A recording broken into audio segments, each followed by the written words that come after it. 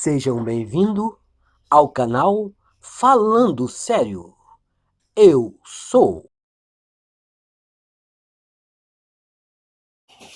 Imagine-se ser o que você quer ser, não é, velho Budá? Mas antes, meus amigos, curtam, compartilhem, se inscrevam no nosso canal e não deixe de acionar o sininho para novos vídeos como este. Muito obrigado. Eu não descanso em minha grande tarefa de desvendar os mundos eternos, de abrir os olhos imortais do homem contido nos mundos do pensamento, por meio da eternidade sempre crescente no seio de Deus, a imaginação humana.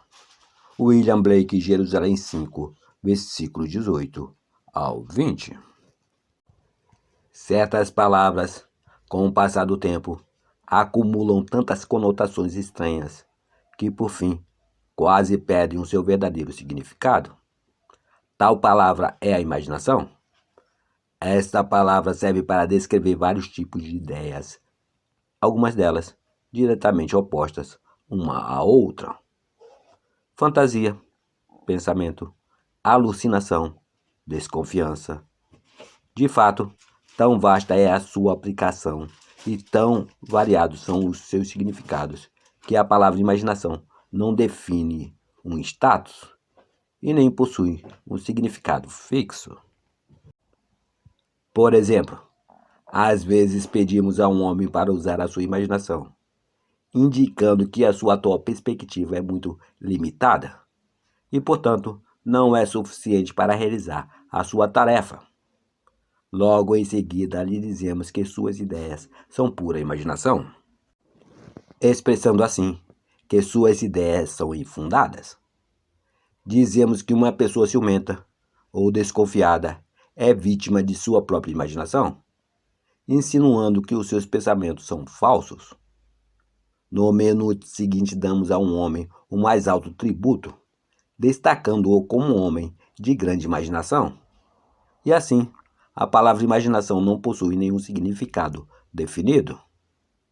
Nem mesmo o dicionário nos ajuda neste sentido. Ele define a imaginação como 1. O poder de imaginar, ou ação mental, ou princípio construtivo ou criativo. 2. Um fantasma. 3.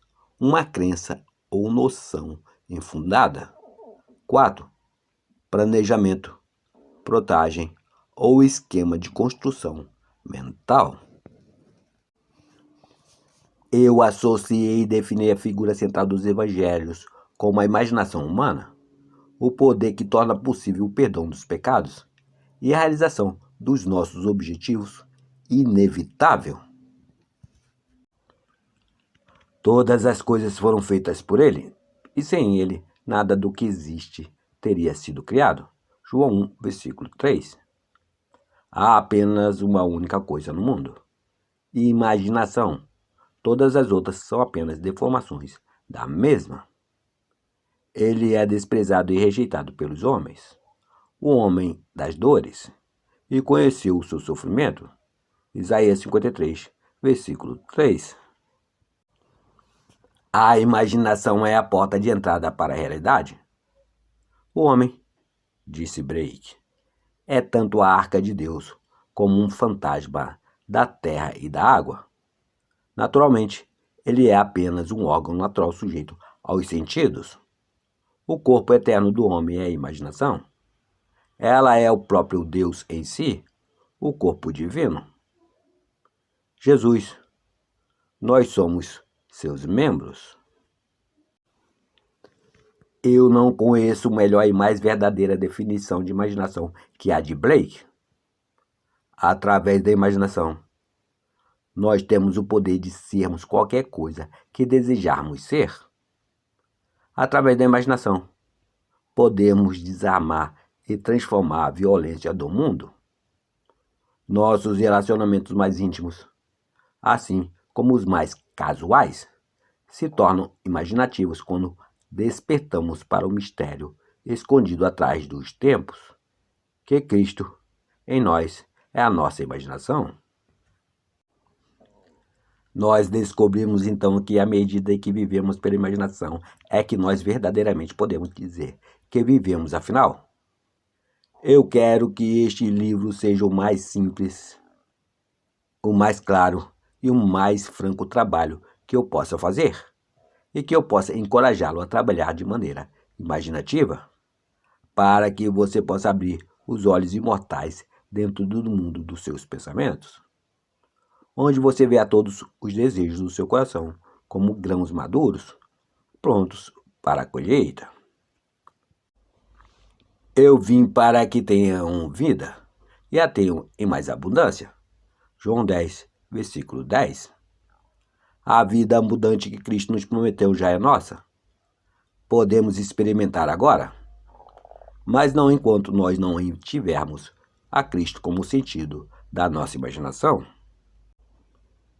O mistério que esteve oculto pelos séculos e gerações, e que agora foi manifesto aos seus santos, aquele entre os gentios, a quem Deus quis fazer conhecer quais são as riquezas desta glória, que é Cristo em vós, a esperança da glória. Colossenses 1, versículo 26 e 27. É a sua imaginação? Este é o mistério que eu sempre me esforço para compreender e que me esforço ainda mais para que os outros também o compreendam. A imaginação é o nosso Redentor, o Senhor dos Exércitos, nascida através do homem, mas não concebida por ele. Todo homem é Maria, e a luz a Cristo deve dar. Se a história da Imaculada Conceição e do nascimento de Cristo parece ser irracional ao homem, é porque ele a interpreta erroneamente como um acontecimento cósmico, histórico e ou biográfico. E os novos exploradores da imaginação não ajudam chamando-lhe de mente subconsciente ou inconsciente. O surgimento e o desenvolvimento da imaginação são a mudança gradual de um Deus tradicional para um Deus de comunhão. Se o nascimento de Cristo no homem parece lento, é porque o homem não está disposto a abandonar a sua confortável, porém falsa, fixação no tradicional. Moisés e Arão reuniram a congregação diante do rochedo, e em seguida Moisés exclamou: Ouvi, agora, rebeldes, será que teremos de fazer jorrar água desta rocha para vos saciar a sede? Em seguida, Moisés ergueu o braço e bateu na rocha 2 vezes com seu cajado. E imediatamente dela jorrou água potável e saciou a sede de todo o povo e seus rebanhos. Números 20, versículo 10 e 11. Quando a imaginação foi descoberta como o primeiro princípio da religião, a pedra do entendimento literal sentirá o toque da vara de Moisés, e como a pedra no deserto de Zin, jorrará a água do significado psicológico para saciar a sede da humanidade. E todos que beberem do cálice oferecido e viverem uma vida de acordo com esta verdade, irão transformar a água do significado psicológico do vinho no perdão. Então, como bom samaritano, eles irão derramá-lo sobre todas as feridas. O Filho de Deus não deve ser encontrado na história e nem em qualquer forma externa. Ele só deverá ser achado como a imaginação daquele a quem a sua presença se torna manifesta. Fosse tu uma manjedoura para o seu nascimento, Deus mais uma vez se faria uma criança na terra. Ângelo Silésios, poeta do século XVII. O homem é o jardim onde dorme o Filho unigênito de Deus. Ele sempre desperta este Filho, elevando a sua imaginação aos céus, cobrindo aos homens a altura divina.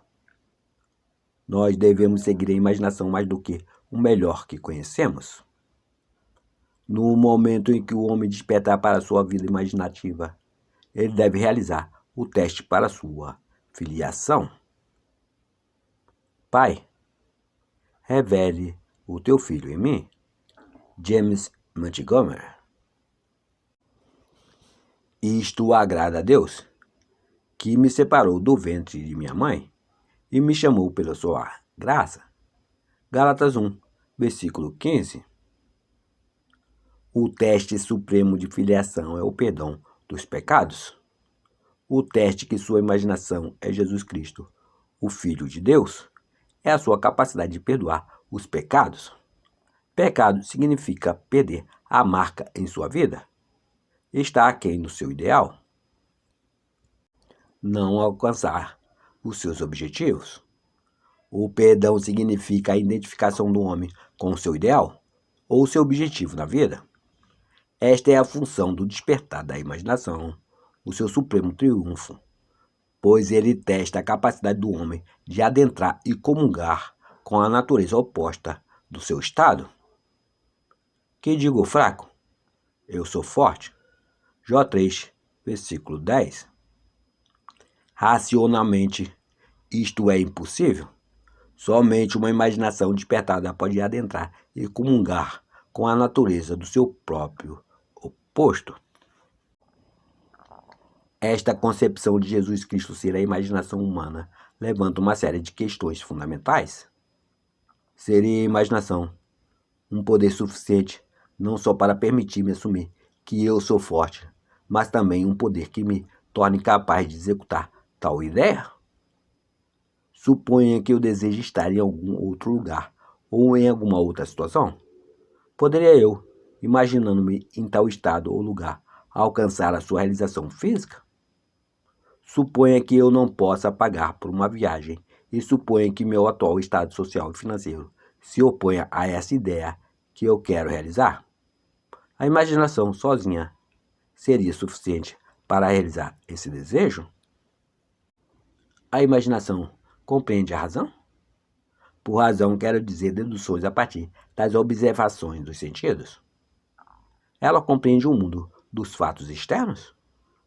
No meio prático da vida cotidiana, seria a imaginação um guia completo para o comportamento? Suponha que eu seja capaz de agir continuamente com a minha imaginação, ou seja, suponha que eu sou capaz de manter o sentimento de ter o meu desejo realizado. Minha suposição se manifestaria em um fato? E, se ela se manifestasse em um fato, devo eu considerar que minhas ações durante o período de premeditação foram razoáveis? Minha imaginação é uma energia suficiente não só para assumir o sentimento do desejo realizado, mas também é por si só capaz de encarnar uma ideia? Depois de assumir que eu já sou o que eu quero ser, devo eu continuamente me guiar por ideias e ações razoáveis para o cumprimento da minha imaginação? A experiência me convenceu que uma suposição, mesmo que falsa, se for mantida, resultará em um fato, e que a imaginação contínua é suficiente para todas as coisas, e todos os meus planos e ações racionais nunca compensaram a minha falta de imaginação contínua. Pois não é verdade que os ensinamentos evangélicos só podem ser compreendidos no âmbito da fé? E o que o Filho de Deus está buscando sinais de fé nas pessoas a todo momento, ou seja, a fé em sua própria imaginação? Não é essa a promessa?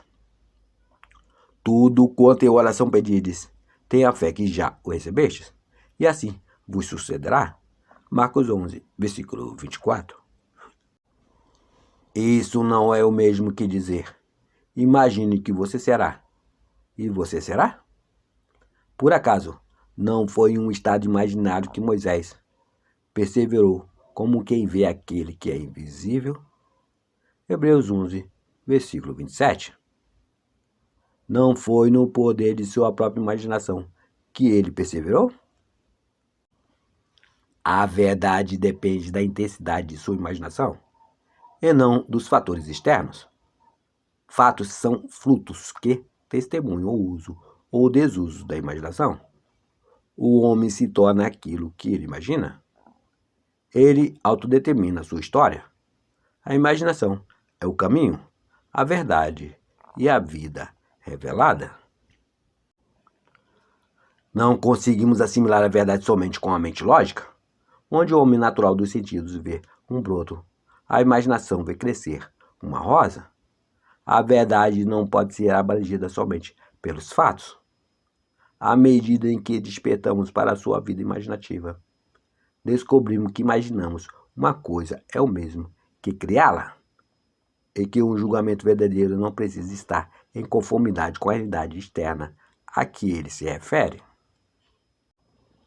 O homem imaginativo não nega a realidade do mundo exterior, da manifestação sensorial, mas ele sabe que é no mundo interior da imaginação contínua que está a força pela qual o mundo exterior da manifestação sensorial é trazido à realidade. Ele vê o mundo exterior e todos os seus acontecimentos como projeções do mundo interior da sua imaginação. Para ele, tudo é uma manifestação da atividade mental que se passa na imaginação do homem, mesmo quando o homem razoável e sensorial não está ciente disso. Porém, ele percebe que cada homem deve tornar-se consciente desta atividade interna e observar a relação existente entre o mundo interior causal da imaginação e o mundo exterior sensorial dos efeitos. É maravilhoso descobrir que você pode imaginar-se no estado do seu desejo realizado e escapar das prisões construídas pela ignorância. O verdadeiro homem possui imaginação magnífica. É este ser que deve ser despertado. Desperta tu que dormes, levanta-te dentre os mortos, e Cristo te iluminará. Efésios 5, versículo 14. No momento em que o homem descobre que a sua imaginação é Cristo, ele realiza atos que, neste nível, só podem ser descritos como milagrosos. Mas somente quando o homem sentir a Cristo como a sua imaginação, ele passará a ver tudo em sua pura objetividade, sem qualquer relação subjetiva. Se ele não perceber que tudo o que ele encontra faz parte de si mesmo, ele se revoltará com o pensamento que ele escolheu e com as condições de sua vida, pois eles estão relacionados por afinidade à sua própria atividade mental. O homem deve acreditar firmemente que a realidade se encontra dentro dele e não além dele. Embora outros tenham corpos e uma vida própria, suas realidades estão enraizadas em você e começam e terminam em você, assim como você começa e termina em Deus. Não fostes vós que me escolhestes? Ao contrário, eu vos escolhi a vós e vos designei para irdes e dardes fruto, e fruto que permaneça. Sendo assim, seja o que for que pedirdes ao Pai em meu nome, ele o concederá a vós. João 15, versículo 16. Narração, Cidinho de Assis. Curtam, compartilhem, se inscrevam no nosso canal. E não deixe de acionar o sininho para novos vídeos como este. Muito obrigado, meus amigos. Fiquem com Deus. A sua consciência.